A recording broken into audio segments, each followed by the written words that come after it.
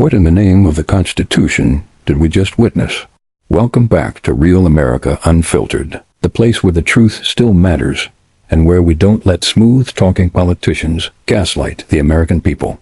Today, we're diving into one of the most tone-deaf, out-of-touch, and frankly laughable interviews I've seen in a long time.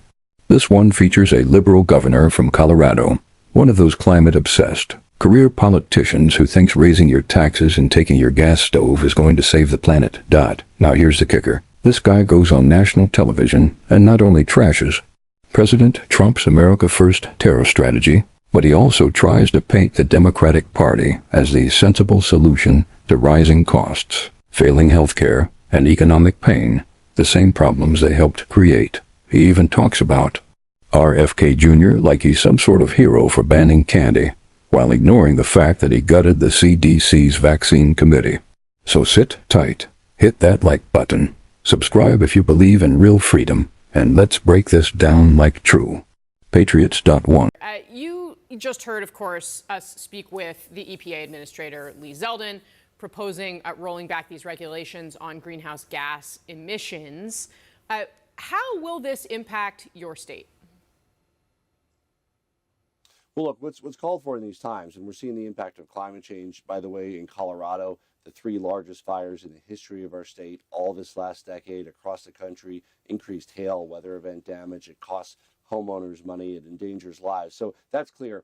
You really need an all-government approach. Rather than trying to use legal language to squirm out of taking action on climate, we should be looking at what each agency can do to improve climate and reduce our emissions. Like, what can we do, for instance, on transportation? Our Department of Transportation is looking at transit. How can we reduce traffic, reduce emissions? When you look at housing, how do you make sure that people can have affordable housing near job centers, on transit lines, rather than further out where the only option to get to work is a single occupancy vehicle? Of course, air quality, Department of Health. So we really should be asking ourselves these questions in everything we do. How can we reduce emissions, live more sustainably, cleaner air, do our part on climate to reduce some of these costly impacts that we're all feeling?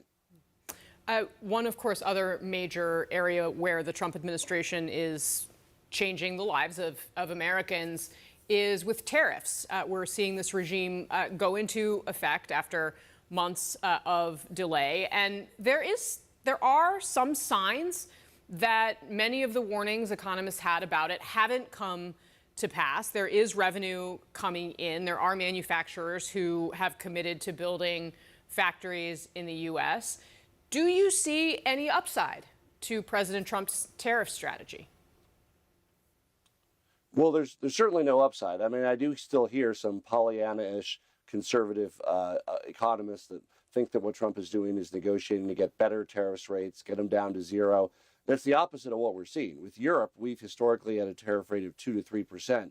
This new deal is 15%, 5 times higher than it's ever been. Americans paying 15% more for many products on the shelf. And of course, discouraging manufacturing from even setting up in the United States. I'm hearing from manufacturing companies that want to establish and invest overseas to avoid our tariffs on the parts and materials they need to make their products. So there's no upside. There is uncertainty. Obviously, we can all hope that President Trump is actually playing some master game to get to zero tariffs, but he seems to like tariffs for the sake of tariffs. They're a tax. They're a regressive tax. They hurt our economy. Again, on this big picture question of how and where Democrats should push back against President Trump, and if there are areas where his policies should be embraced, you in some ways have broken with others in your party when you posted about RFK Jr. Being tapped to lead the Health and Human Services Department. And since he's taken over that job, he replaced the entire CDC vaccine advisory committee. Considering how you felt about him initially, do you feel the same way now? Climate alarmism and big government fantasies. First off, we've got this governor whining about wildfires in Colorado. He says the answer isn't innovation or American energy independence. No, it's more government. He wants every agency, transportation, housing, even health, to become climate warriors. Translation? More red tape, more control, less freedom. Let me ask you this. Do you trust the Department of Transportation to manage your carbon footprint while they can't even fix potholes? Do you think the Department of Health should be worrying about your air conditioner instead of real public health? This is exactly how the left operates. They manufacture a crisis, then use it to expand federal power. Patriots, we've seen this playbook before, and it ends with higher gas prices, rolling blackouts, and you footing the bill. 2. Attacking Trump's tariffs equals exposing their globalist agenda now. Here comes the part that really fired me up. The governor mocks President Trump's tariffs, calling them a regressive tax. He says they're hurting manufacturing, making people pay more. Let me tell you something. Those tariffs weren't the problem. They were a solution to decades of America getting ripped off by China and globalist trade deals. Trump brought factories back, stood up to the CCP, and prioritized American workers. Period. And while the left complains about short-term prices, they ignore the long-term damage of outsourcing our supply chains to communist regimes. They want cheap goods from slave labor while pretending to care about American jobs. It's pure hypocrisy. 3. RFK Jr., the left's confused poster child. Let's talk RFK Jr. He's a wild card, no doubt. And this governor's take is so full of contradictions, it's dizzying. He says RFK's anti-vaccine views are dangerous, fair enough, but praises him for going after sugar and processed foods. So let me get this straight. You're okay with a nanny state as long as it bans Skittles and soda? This isn't about public health. This is about control. Liberals want to run your kitchen, your doctor's office, your child's school, all in the name of science. Patriots, we need to be vigilant, because once you give them that kind of power, they never give it back. 4. Democrats playing victim while losing ground. Then we get to the Democratic Party's little pity party. This guy admits they're less popular now than during Trump's first term. Gee, I wonder why. They've abandoned the working class, embraced open borders, pushed gender confusion in schools, and weaponized federal agencies against their opponents. Yet they think they can win 58% of the vote if they just stick to the basics? No, sir. Americans are wide awake. We're not falling for it. This isn't 2020 anymore. We've seen the results of their policies: chaos, inflation, and weakness abroad. 5. Kamala Harris 2028? Give me a break. And finally, they float Kamala Harris, the least popular vice president in modern history, as a 2028 frontrunner. Are you kidding me? The woman who cackled through every crisis, couldn't define her own job, and ran from the border like it was lava. That's their leader? The Democrats are in a free fall, and their bench is empty.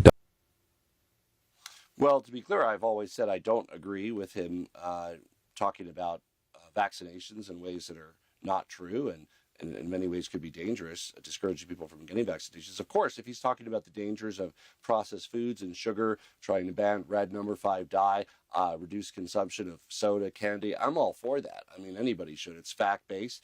The American people have higher obesity rates than almost any nation. We need to reduce chronic disease. So I think with any part of what the president is doing, if they do something right, I mean, even a stop clock is right twice a day. By all means, let's jump on it, support it, make it happen. At the same time, that actually gives you more credibility to oppose the devastating things that this administration is doing. So, big picture here.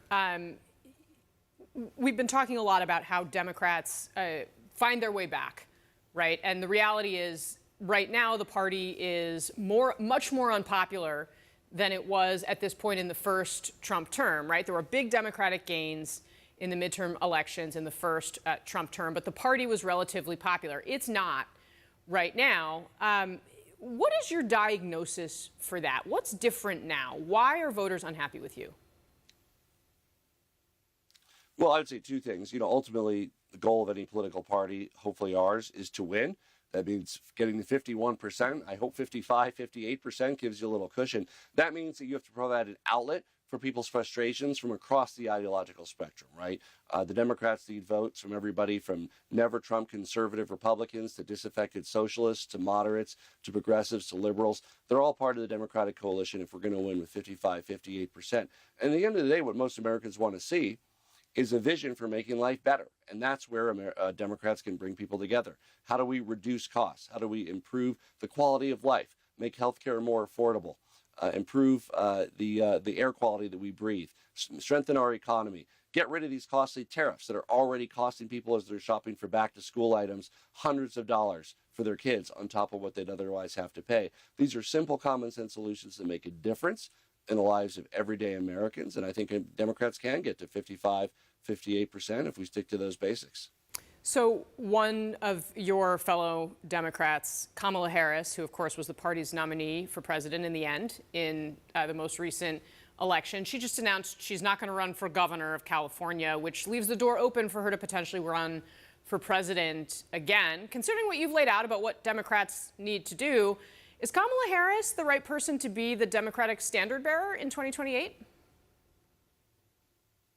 Well, it's about the message and what they run on, right? I haven't talked to Kamala about what her plans are.